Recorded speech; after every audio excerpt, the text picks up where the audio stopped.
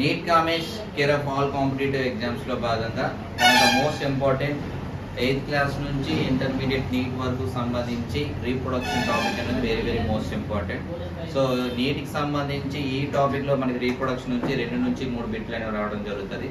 అదేవిధంగా ఎంసెట్లో 4 బిట్లు అడుగుతారు. సో కాంపిటేటివ్ ఎగ్జామ్స్కి వచ్చేసరికి చాలా మంది ప్రిపేర్ అవుతున్న ఆర్ఆర్బీ కావచ్చు, లేదా టెట్ కావచ్చు, డిఎస్సికి సంబంధించి కూడా క్వశ్చన్ అండ్ ఆన్సర్స్ అనేవి జరగడం జరుగుతుంది. సో అవి ఎలా వస్తాయి, ఏం వస్తాయి, ముందు దీని తాలూకా డిస్ట్రిబ్యూషన్ అనేది ఎలా ఉంటుంది, దాని స్ట్రక్చర్ ఎలా ఉంటుందో ఒకసారి చూద్దాం. సో ఇంతవరకు మనం ఏంటంటే మేల్ రీప్రొడక్టివ్ సిస్టమ్ పురుష ప్రత్యుత్పత్తి వ్యవస్థ గురించి చెప్పుకున్నాం. ఇప్పుడు చెప్పుకున్నది ఏంటంటే ఫీమేల్ రీప్రొడక్టివ్ సిస్టమ్. ఇక్కడ మీరు పిక్చర్లో చూస్తున్న కాబట్టి ఇంటర్మీడియట్ లెవెల్లో ఉందండి. దానికి తగ్గట్టుగా డయాగ్రామ్ అనేది కూడా ఫోటో చార్ట్లో మీకు పెట్టడం జరిగింది. సో ముందుగా స్త్రీ ప్రత్యుత్పత్తి వ్యవస్థ ఫీమేల్ రీప్రొడక్టివ్ సిస్టంలో రకరకాల భాగాలు ఉంటాయి. అందులో ముందుగా చూసుకుంటే ఫస్ట్ 1 pair of ovary, అంటే ఒక జత స్త్రీ బీజ కోశాలు ఉంటాయి.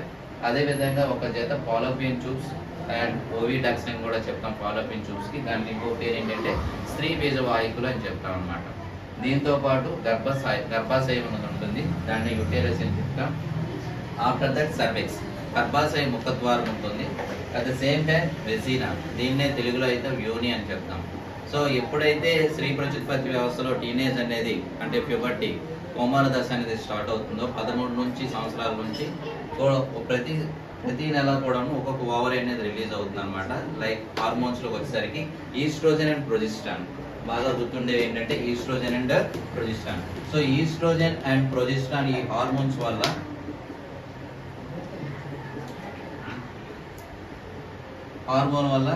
స్త్రీ తాలుగా శరీర భాగంలో రకరకాలైనటువంటి శారీరక కావచ్చు, ద్వితీయ లైంగిక లక్షణాలు అనేవి సెకండరీ సెక్షువల్ క్యారెక్టర్స్ అనేవి డెవలప్ అవుతాయి. దానివల్ల మ్యాన్స్ట్రువల్ సైకిల్ అంటే ఋతు చక్రం అనేది స్టార్ట్ అవుతుంది అనమాట. సో ఈ ఋతు చక్రం అనేది 13 సంవత్సరాల నుంచి స్టార్ట్ అయ్యి ఓవరాల్గా 40 నుంచి 45 సంవత్సరాల వరకు జరుగుతూనే ఉంటుంది అనమాట. సో 40 నుంచి 45 సంవత్సరాల వరకు స్టార్ట్ అయ్యి అక్కడ అయిపో స్టేజ్ని ఏమంటారంటే మోనోపాజ్ స్టేజ్ అని చెప్తాం. సో ఎవ్రీ మంత్ కూడా ఒక ఓవరీ అనేది రైట్ సైడ్ నుంచి కానీ లేదా లెఫ్ట్ సైడ్ నుంచి కానీ అంటే అండం అనేది రిలీజ్ అవుతుంది. ఇలా రిలీజ్ అయ్యేటప్పుడు ఇక్కడ ఉన్న ఫాలోపియన్ ట్యూబ్స్ అంటే స్త్రీ బీజవాహికల ద్వారా ఈ విధంగా ట్రావెల్ అవుతూ యుటెరస్ దగ్గర అంటే గర్భాశయం దగ్గరికి వచ్చి ఆగిపోతాయి అన్నమాట. సో ఇదే సమయంలో రీప్రొడక్షన్ అంటే ప్రత్యుత్పత్తి సమయంలో పార్టిసిపేషన్ చేయడం పురుష ప్రత్యుత్పత్తి అవయవం నుంచి స్పెర్మ్ సెల్స్ అనేవి కొన్ని వేల సంఖ్యలో లేదా లక్షల సంఖ్యలో వచ్చేటప్పుడు ఇక్కడ ఉన్న ఓవరీతో కనెక్ట్ అవుతుంది అనమాట. ఆటోమేటిక్గా ప్రెగ్నెన్సీ అంటే ఫలదీకరణం అనేది జరగడం జరుగుతుంది అనమాట. సో ఇక్కడ మనకి ఏంటంటే ఈ ఓవరీ అనగా స్త్రీ బీజ కోసం తాలూకా అడ్డుకోత అనేది ఇలా ఉంటుందంటే ఇక్కడ మనం పిక్చర్లో చూపించినట్టుగా ఇక్కడ ఏంటంటే ఒక ఉన్నటువంటి ఒక అండాకారంలో ఉన్నటువంటి కణాలన్నీ అంటే గ్రాఫియన్ పొలికల్స్ అని చెప్తాం అనమాట. ఇవి గ్రాన్యూల్ లైక్ స్ట్రక్చర్స్లో ఉంటాయి. ఈ గ్రాన్యూల్ లైక్ స్ట్రక్చర్స్ని మనం గ్రాఫియన్ పొలికల్స్ లేదా ఓవేరియన్ పొలికల్స్ అని చెప్తాం.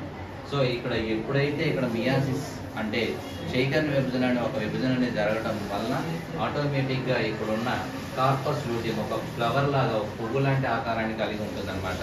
ఇది బాగా అభివృద్ధి చెందిన తర్వాత ఒక్కసారిగా దీని తాలూకా కార్పస్ లూటియం అనేది ఒక్కసారిగా విభజన చెంది ఒక్కసారిగా పగిలిపోతుంది అనమాట. ఆ పగిలి ఇలా అండాలని బయటకు వచ్చేస్తాయి అనమాట. సో దీన్నే ఓవ్యులేషన్ అని చెప్తాం, తెలుగులో అయితే అండోస్కార్యం అని చెప్తాం అనమాట. సో ఈ విధంగా జరిగేటప్పుడు ఈ ఓవరీ నుంచి ఫాలోపియన్ లోపల వచ్చి ఓవరాల్గా ఫలదీకరణ జరగడానికి మేలు ఫీమేల్ కలిసి జరుగుతాయి అన్నమాట. సో ఇలా జరిగేటప్పుడు ఓవరాల్గా ప్రెగ్నెన్సీ కొన్నిసార్లు రావచ్చు, కొన్నిసార్లు రాకపోవచ్చు. వన్స్ ఒకసారి జైగోట్ అనేది అంటే సంయుక్త విధమైనటువంటి మేలు ఫీమేల్ స్త్రీ పురుష ప్రత్యుత్పత్తి అవయవాలు కలిగిన మనం ఏమన్నా అంటే ఫలదీకరణ అని చెప్పాం కదా, ఆటోమేటిక్గా గర్భం అనేది రావడం జరుగుతుంది.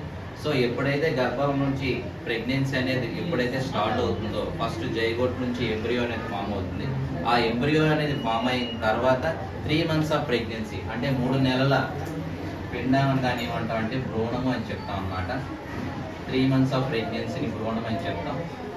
తెలుగులో అయితే భ్రూణం అంటాం, ఇంగ్లీష్లో అయితే ఫేటస్ అని చెప్తాం. సో ఎప్పుడైతే స్టార్ట్ అవుతుందో ఈ ప్రెగ్నెన్సీ ఫేటస్ ఫామ్ అయ్యేటప్పుడు 12th వీక్ వచ్చేసరికి పుట్టేది పిల్లల వాళ్ళు కొంతమంది ఏంటంటే మేలా ఫీమేల్ ఐడెంటిఫై చేసుకోవచ్చు. అదేవిధంగా 12th వీక్లో పుట్టే వాళ్ళు ఫీమేల్ ఆర్ మేల్. కొన్ని బుక్స్లో అయితే మనకి ఇచ్చింది ఏంటంటే 6th వీక్లో ఐడెంటిఫికేషన్ అవుతుంది, కొన్ని బుక్స్లో అయితే 9th వీక్ అవుతుంది. సో మన కాంపిటేటివ్ వేగానికి వచ్చేసరికి 12th week is the right one అని పెట్టుకుంటాం. ఈ 12th వీకే కరెక్ట్ అని చెప్తాం. కొన్ని బుక్స్లో 6th అని ఉంటుంది. సో ఎన్సీఆర్టీ బుక్స్ ప్రకారం చూసుకుంటే 12th వీక్ అనేది రైట్ వన్గా చెప్తాం. సో ఇది అడగడానికి అవకాశం ఉంటుంది. నెక్స్ట్ ఇంకోటి ఏంటంటే ఎప్పుడైతే ఈ ప్రెగ్నెన్సీ వచ్చేటప్పుడు ఈ foetus 3 months of pregnancy foetus అని చెప్పాను కదా. సో ఈ 12th వీక్లోనే ప్లేసెంటా అండ్ నాభి రుజు అనేది, దాంతోపాటు అంబ్లికల్ కార్డ్ అంటే బొడ్డుతాడు అని చెప్తాం. నాభి రుజు అనేది ప్లేసెంటా అని ఈ 2 లేయర్స్ అనేవి కూడా 12th వీక్లోనే ఫామ్ అవుతాయి. సో ఇవేం చేస్తాయంటే పిల్లలకి అంటే లోపల స్టమక్ తల్లి కడుపులో ఉండే పిండానికి ఫుడ్ మెటీరియల్ అందించడంతో పాటు different types of physical or mental shocks నుంచి ప్రొటెక్ట్ చేస్తుంది అనమాట నాభి రుజు కానీ ప్లేసెంటా కానీ. ఆఫ్టర్ దట్ 12 months నుంచి 12 weeks అయిపోయి కదా. ఆఫ్టర్ దట్ ఏంటంటే ఈ ప్రెగ్నెన్సీ పీరియడ్ అంటే ప్రెగ్నెన్సీ వచ్చినప్పటి నుంచి బేబీ బయటకు వచ్చే టైంకి మొత్తం అంతటిని కలిపి గర్భావధి కాలం అని చెప్తాం. ఈ గర్భావధి కాలం అనేది 280 days ఆర్ 48 weeks, ఇంకా చెప్పుకోనంటే 9 months అని చెప్తాం అనమాట. దీన్నే గెస్టేషన్ పీరియడ్ అని చెప్తాం ఇంగ్లీష్లో అయితే. తెలుగులో అయితే గర్భావధి కాలం అని చెప్తాం. సో ఆ విధంగా లేబర్ పెయిన్స్ అంటే పురిటి నొప్పులు వచ్చిన తర్వాత ప్రొజెస్టరాన్ అనే హార్మోన్ అనేది హెల్ప్ చేస్తుంది. దానివల్ల ఏంటంటే లేబర్ పెయిన్స్ వస్తాయి. ఆ లేబర్ పెయిన్స్ ద్వారా బయటికి బేబీ అనేది రావడం జరుగుతుంది అనమాట. ఈ విధంగా లోపల బేబీ అనేది గర్భాశయంలో ఉండేటప్పుడు కొన్ని రకాల లేయర్స్ అనేవి ప్రొటెక్ట్ చేస్తూ ఉంటాయి. లైక్ ప్లేసెంటా కానీ లేకపోతే అంబ్లికల్ కార్డ్ అన్నాం కదా, వాటితో పాటు కొరియాన్ అని, అట్ ద సేమ్ టైం ఉల్బమ్ అని చెప్తాం, దాన్ని అమ్నియాన్ అని చెప్తాం అనమాట. ఓల్క్ సాక్ అని కూడా చెప్తాం, దాంట్లో కుట్టు సొన అని చెప్తాం అనమాట. తెలుగులో అయితే పరాయువు అని చెప్తాం, భ్రూణం అని చెప్తాం, అండ్ ఇలాంటి ఒల్బుమ అని చెప్తాం. ఇవన్నీ కూడా ఈ లేయర్స్ అని బేబీని ప్రొటెక్ట్ చేయడానికి ఉపయోగపడతాయి అనమాట.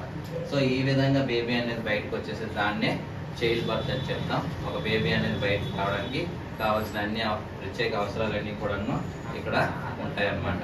సో ఎప్పుడైతే బేబీ అనేది 9 monthsలో కూడా చూసుకుంటే ఈ గర్భాశయం తాలూకా సైజ్ అనేది ఇంక్రీజ్ అవుతుంది.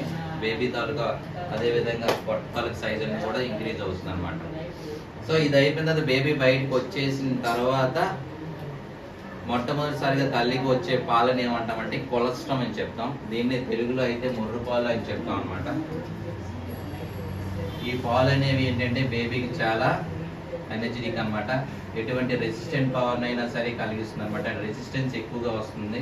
At the same time resistance ఉండడం వల్ల ఎటువంటి రోగాలు కూడా రాకుండా ఉంటాయి అన్నమాట. సో ఈ క్లాస్ అనేది మీ అందరికీ అర్థమైంది అనుకుంటామండి.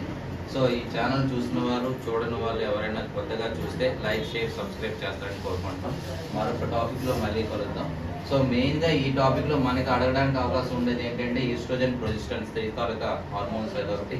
At the same time gestation period, ఏ వీక్లో అయితే మేల్ ఆర్ ఫీమేల్ ఫామ్ అవుతూ ఉంటాయి, ఎన్ని పెయిర్స్ ఆఫ్ ఫాలోపిక్ ట్యూబ్స్ అంటే 3 pairs వాయికులు ఉంటాయి, అదేవిధంగా ఎన్ని పెయిర్స్ ఆఫ్ ఓవరీస్ అంటే 3 pairs కొసలు ఉంటాయి. అదేవిధంగా ఇక్కడ చూసుకుంటే వెజినా అని ఒక పార్ట్ ఉంది కదా, ఇది ఏంటంటే ఎలాస్టిక్ మస్కులర్ ఆర్గాన్ అనమాట. ఈ ఎలాస్టిక్ మస్కులర్ ఆర్గాన్ ద్వారా ఏంటంటే మేల్ రీప్రొడక్టివ్ ఆర్గాన్ అనేది ఫీమేల్లోకి వెళ్ళి స్పెర్మ్ సెల్స్ రిలీజ్ చేయడానికి ఉపయోగపడే ఒక ఆర్గాన్ అనేది యోన్ అనమాట. Okay, thank you my dear students. మరో క్లాస్లో మళ్ళీ కలుద్దాం.